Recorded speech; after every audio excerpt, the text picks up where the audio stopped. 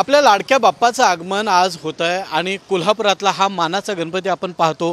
हे छत्रपती शाहू महाराज यांच्या वाड्यातील पारंपरिक ही मूर्ती आपण या ठिकाणी पाहतोय। याचं आगमन आता न्यू पॅलेस परिसरामध्ये काही वेळातच होणार आहेत। लवाजमासह ही मूर्ती आता पॅलेसच्या दिशेने जाते आणि पारंपरिक पद्धतीने दरवर्षी अशा पद्धतीनं ही जी मूर्ती आहे ही पॅलेसमध्ये विराजमान होण्यासाठी जात असते।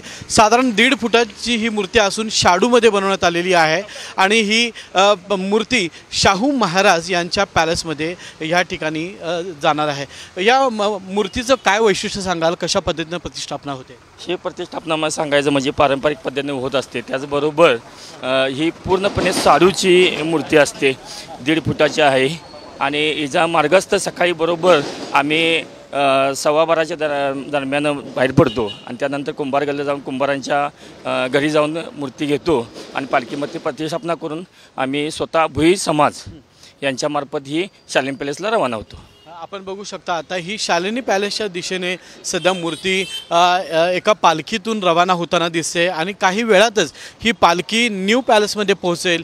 या ठिकाणी खासदार श्रीमंत शाहू छत्रपती महाराज हे या मूर्तीचं स्वागत करतील आणि त्यानंतर न्यू पॅलेसमध्ये या मूर्तीचं आगमन होऊन ती विराजमान होईल। कॅमेरामॅन सचिन सावंतसोबत मी रणजित माजगावकर, साम टीव्ही, कोल्हापूर।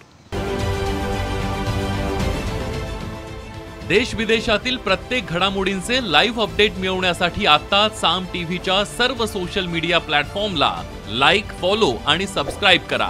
तसंच सर्व नोटिफिकेशनसाठी बेल आयकॉन प्रेस करायला विसरू नका।